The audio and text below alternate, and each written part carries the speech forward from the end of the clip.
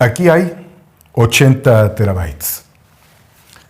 Estos son 6 terabytes. Estamos frente a un asunto delicado y previsible en la guerra híbrida. Es parte de una sumatoria de acciones con intento de desestabilización, queriendo pasar factura a la presidencia de la República y al ejército. Tras la llegada de Andrés Manuel López Obrador a la presidencia de la República y como en cualquier transición, los operadores de los centros de inteligencia del gobierno de Peña Nieto estaban obligados a entregar las claves de los sistemas. Pero no siempre sucede así. Muchos exgobernantes, oligarcas y criminales querían saber qué se iba a tejer dentro del nuevo gobierno de López Obrador que atentara contra sus poderosos intereses. Por eso ponen fiscales transeccionales, se apoderan de puestos clave en el sistema de justicia y en todo el aparato gubernamental para mantener el dominio de los escenarios. Lógicamente, infiltran con expertos los centros de inteligencia, tienen duplicado de las llaves de acceso y montan infraestructura de espionaje electrónico en paralelo, que lleva un registro de la información en tiempo real. Lo que analizaremos es parte de una concatenación de acciones de espionaje que comenzaron con la infiltración de la oficina presidencial, en donde una microcámara fue hallada y presentada a los medios. Recordemos que en ese momento se tambaleaba Eduardo Medina Mora, un ministro que estaba siendo investigado y que había sido procurador de justicia, embajador de México en Estados Unidos y en Reino Unido, secretario de Seguridad Pública y director del CISEN, Centro de Investigación y Seguridad Nacional, de donde surgió Genaro García Luna, Luis Cárdenas Palomino, todos los amigos de Medina Mora. ¿Quiénes más tienen llaves de acceso y forman el aparato de contrainteligencia? Lógicamente, los opositores de López Obrador, principalmente la ultraderecha y su enemigo, Felipe Calderón. Se ha expuesto información contenida en 6 terabytes, provenientes de la Secretaría de la Defensa Nacional y que fueron hackeados por un grupo de activistas cibernéticos denominados guacamaya. ¿Quiénes son y qué dicen los guacamayos?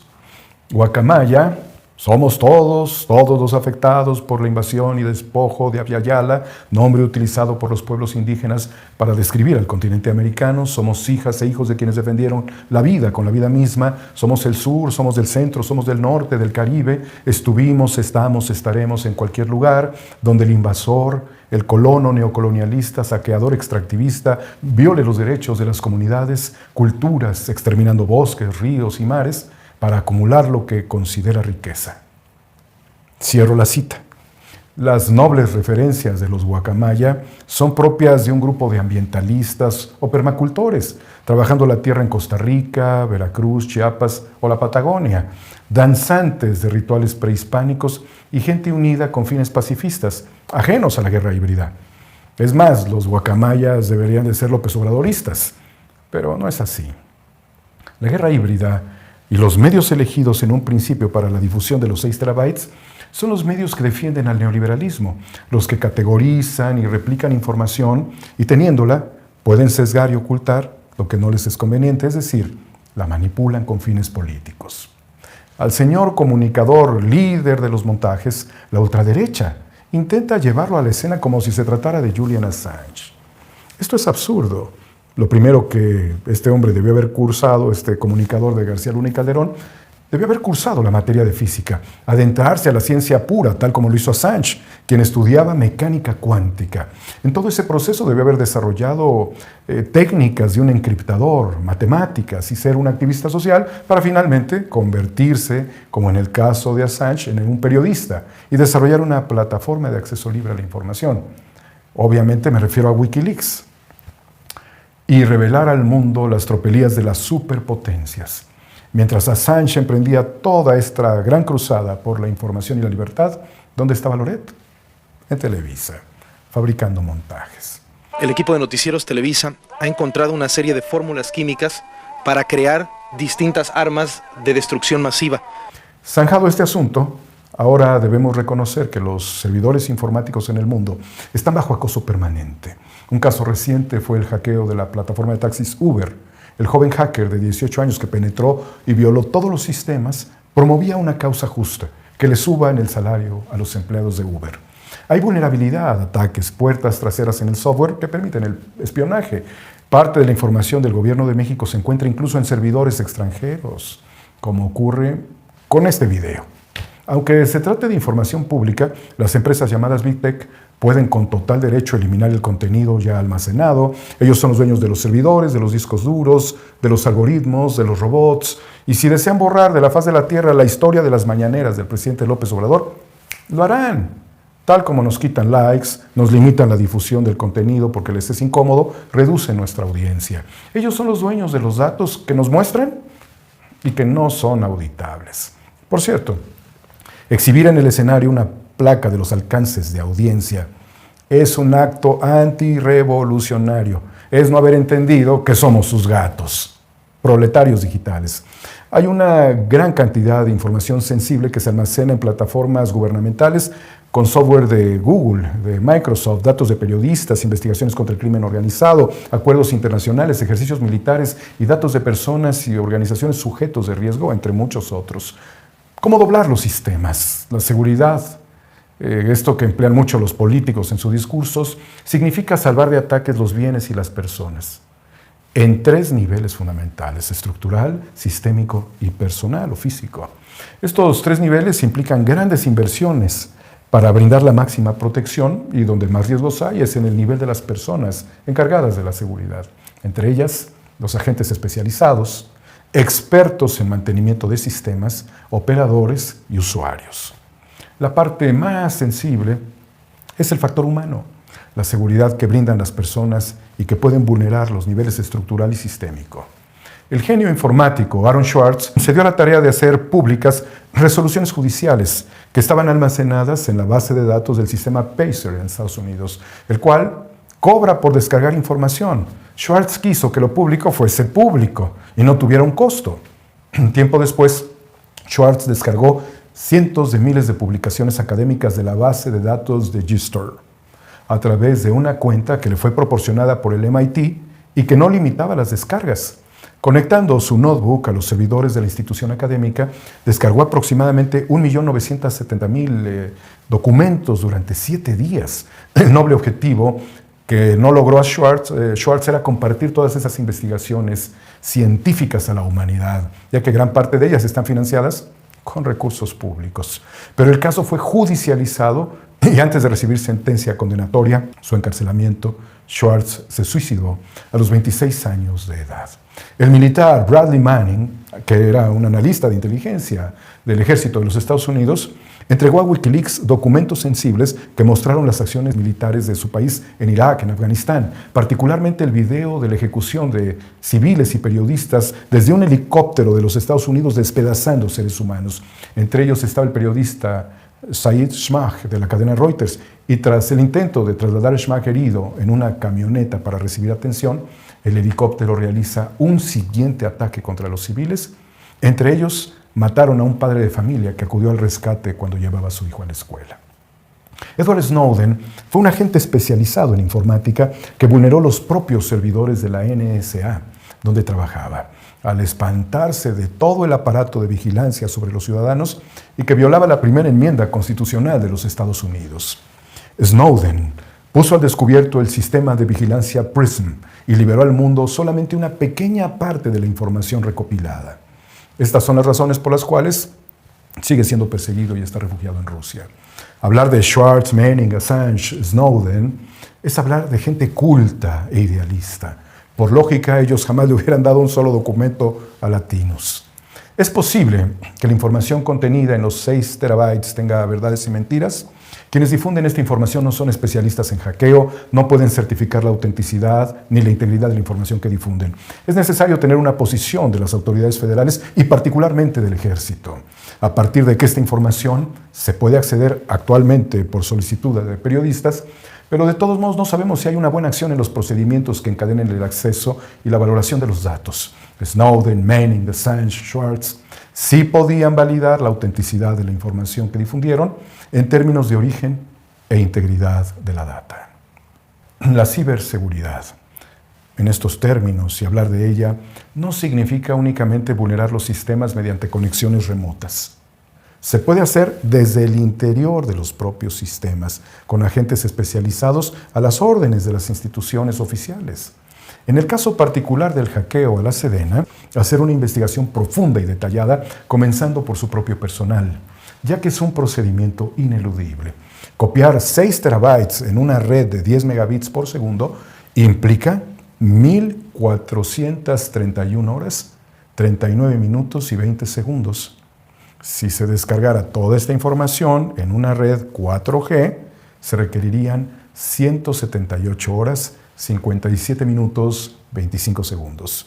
Si la transferencia es a una velocidad de un ancho de banda de 1 gigabit, se requieren 14 horas, 18 minutos, 59 segundos continuos. Es absurdo pensar que no se habla de violar los accesos, sino de descargar por horas y horas información. ¿No se dieron cuenta en la Sedena? El volumen de información contenida en 6 terabytes es de 4.144.000 documentos, entre correos electrónicos obtenidos del software de correo llamado Zimbra, documentos PDF, videos y análisis infográficos de estructuras criminales vinculadas con personajes de la política en el país. ¿No es más fácil copiar esta información en una operación hormiga, incluso en pequeñas memorias? Entre los problemas más comunes en materia de seguridad están las propias corporaciones informáticas que venden sus programas y que se compran con absoluta confianza sobre la garantía de seguridad que ofrecen. Otros aspectos fundamentales a valorar son los agentes de servicio que pueden vulnerar los sistemas. Cuando se trata de materia de seguridad nacional están los agentes encubiertos, los topos del espionaje, pero también hay una nueva modalidad. Son los agentes visibles que ganan confianza y respetabilidad para poder meterse hasta las sábanas donde está la información sensible de las instituciones de la nación.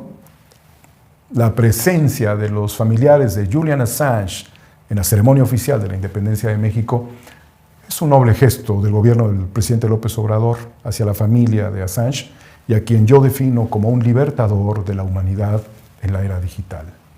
¿A quién le incomodó su presencia en el discurso del presidente López Obrador a favor de su liberación? Pues está claro, a los Estados Unidos, quienes están esperando sea extraditado de Reino Unido para condenarlo a prisión perpetua.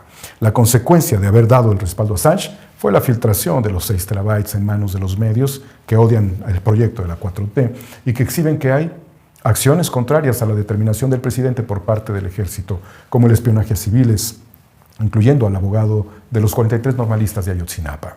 Estas revelaciones, que no estarían ajenas al manoseo malintencionado internacional, aparecen también cuando fue detenido el exfiscal de la República, Jesús Murillo Caram.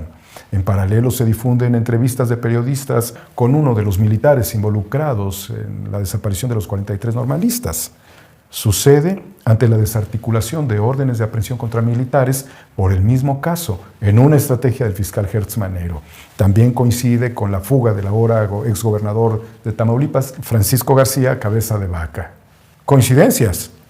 ¿Será cierto que todo lo que contiene esos terabytes es fidedigno? El presidente López Obrador ha señalado el hackeo por parte de los guacamaya. El Gabinete de Seguridad debe trabajar en materia de seguridad cibernética, pero con ingenieros de software mexicanos, egresados de las universidades mexicanas y sosteniendo contratos que garanticen la integridad de la información y evitar puertas traseras.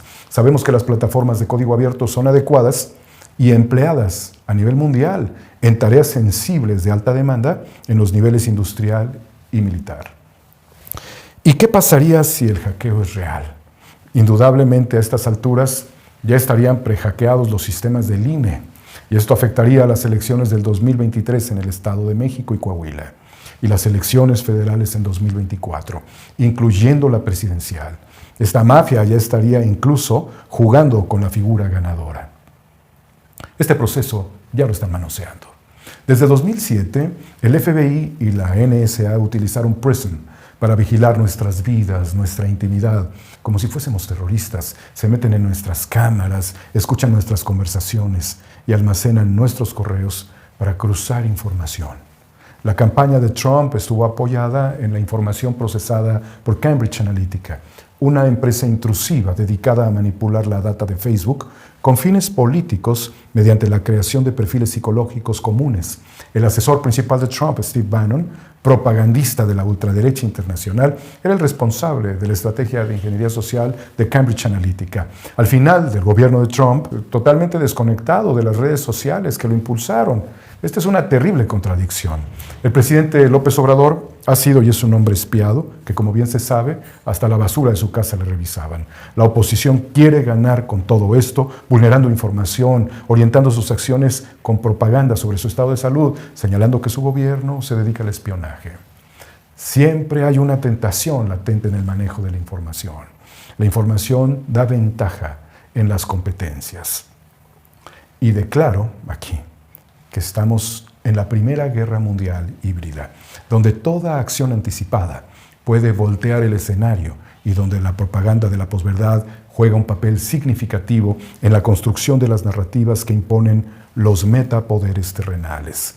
Si hay un contrato con la empresa israelí que vende Pegasus, pues dicho software debe responder a la búsqueda de criminales, no de activistas ni periodistas. Y se debe tener mucho cuidado con los operadores del software. Asimismo, con la actividad de los agentes encubiertos y con aquellos quienes pasan por celebridades de la comunidad de inteligencia, con la capacidad de actuar en una estrategia llave en mano y que sirve para proteger los sistemas de la propia comunidad de inteligencia que pudiera vulnerar. El clásico juego entre el gato y el ratón, entre el virus y el antivirus. Se trata de afianzar un negocio permanente. La seguridad nacional, no obstante, es primordial. La ciberseguridad es básica en los tiempos de esta economía global digital. Garantizar el nearshoring en México significa que la infraestructura sea protegida, comenzando por la información del Estado. Un grupo de ciudadanos propusimos al presidente López Obrador desarrollar una red humana con el fin de evitar que los mexicanos estemos sujetos al manejo inescrupuloso de nuestra información por parte de las Big Tech. El presidente ofreció una reunión con CONACYT en enero del 2021. Como no ha ocurrido dicha reunión, esperaría primeramente que CONACYT logre la vacuna patria.